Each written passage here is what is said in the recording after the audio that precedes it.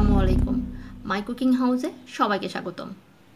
আজকে আমি আপনাদেরকে খুব মজার একটি বরফি তৈরি করে দেখাবো, আর সেটি হচ্ছে বেসনের বরফি বা হালুয়া। বুটের বেসনের তৈরি এই হালুয়াটি খেতে একদম বুটের হালুয়ার মতোই। রেসিপিটা এতটাই সহজ যে ঘরে বেসন থাকলেই যখনই মন চাবে তখনই ঝটপট এই হালুয়াটা রেডি করে নিতে পারবেন। প্রথমেই আমি যে বেসনটা ব্যবহার করছি, অর্থাৎ বুটের যে বেসনটা ব্যবহার করছি, সেই বেসনটা চেলে নেব। এখানে আমি 1.5 কাপ বুটের বেসন নিয়েছি।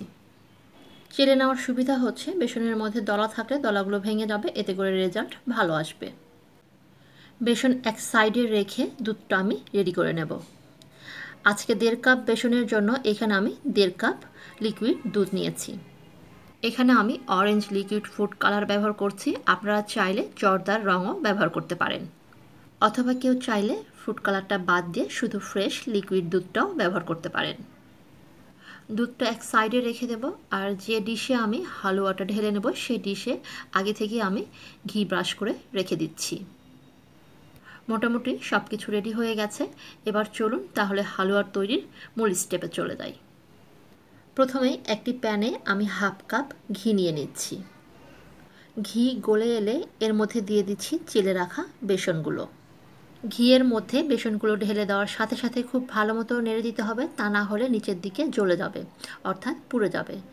আর চুলার জাল লো ফ্লেমে রেখেই এই কাজটা করতে হবে। প্রথম 8 থেকে 10 মিনিট অনবরত নেড়ে জাল করতেই দেখবেন এইরকম ঝরঝরে দলা পেকে এসেছে। আর এ পর্যায়ে এসে আমি আরও 1 টেবিল চামচের মতো ঘি ব্যবহার করেছি, যেটি ভিডিও রেকর্ডিং করতে ছাড়া পড়ে গেছে। আর এ পর্যায়ে অতিরিক্ত 1 টেবিল চামচ ঘি ব্যবহারের সুবিধা হচ্ছে বেসন ঝরঝরে দলা পেকে এসেছিল, আর যেটি নাড়তে একটু অসুবিধা হয়, তো সেই সমস্যাটা হবে না। আস্তে আস্তে দেখবেন বেসনটা এইরকম নরম হয়ে এসেছে এবং বেসন থেকে অতিরিক্ত ঘি বের হতে শুরু করেছে। বেসনের এই হালুয়ার খুব গুরুত্বপূর্ণ একটি স্টেপ হচ্ছে ঘিয়ের মধ্যে এই বেসনটা জাল করাটা। অর্থাৎ ঘিয়ের মধ্যে বেসনটা জাল করার ক্ষেত্রে আপনাকে সময় ধরে ধৈর্য সহকারে এই কাজটা করতে হবে। শুরু থেকে এখন পর্যন্ত আমি মোটামুটি 14-15 মিনিটের মতো জাল করেছি। আর এ পর্যায়ে এসে এর মধ্যে আমি দিয়ে দিচ্ছি 1/2 চা চামচের মতো এলাচ গুঁড়ো আর 1 কাপ চিনি। আর এ পর্যায়ে ভালো হয় চুলার জালটা বন্ধ করে ভেজে নেওয়া বেসনের সাথে চিনিটা ভালো মতো মিশিয়ে নিলে। বেসনের সাথে চিনি মিশিয়ে নেওয়ার পর চিনির দানা গোটা গোটাই থাকবে, আর এ পর্যায়ে আমি ব্যবহার করব লিকুইড দুধ। সবটুকু দুধ একবারে ব্যবহার না করে 2 থেকে 3 বারে ব্যবহার করলে ভালো হয়। প্রথমবার অর্ধেকটুকু দুধ দিয়ে আমি ভালো মতো নেড়ে দেব। এই পর্যায়ে চিনি আস্তে আস্তে গলতে থাকবে এবং হালুয়াটাও জমাট বাঁধতে থাকবে। ঠিক এ পর্যায়ে এসে আমি বাকি দুধটাও ঢেলে দেব এবং অনবরত নাড়তে থাকবো, এতে করে সমস্ত চিনি গলে যাবে এবং হালুয়াটা খুব সুন্দরভাবে জমাট বাঁধতে থাকবে। একই সাথে হালুয়ার মধ্যে একটা আঠালো ভাব চলে আসবে। এ পর্যায়ে চুলার জাল মিডিয়ামে রেখে আর 2 থেকে 3 মিনিট নাড়তেই দেখবেন হালুয়াটা রেডি হয়ে আসছে।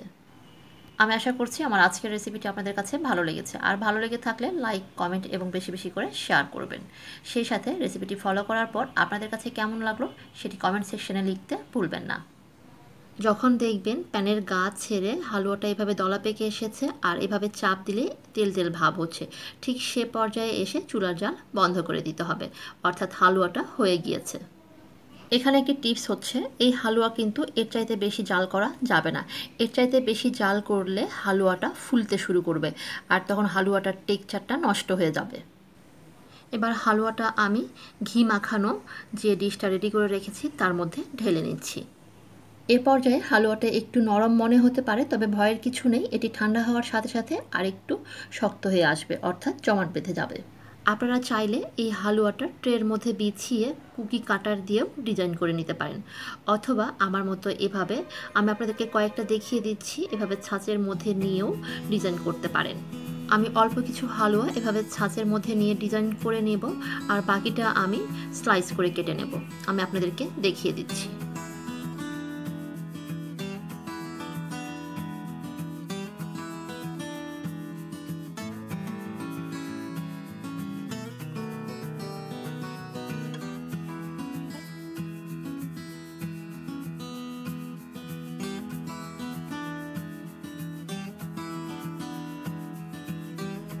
এভাবে আপনারা আপনাদের পছন্দ মতো বাদাম বিছিয়ে হালুয়াটা ঠান্ডা হয়ে এলে নর্মাল ফ্রিজে রেখে তারপর যখন একবারে সম্পূর্ণভাবে জমাট বেঁধে আসবে ঠিক সে পর্যায়ে বের করে এভাবে কেটে নিতে পারেন।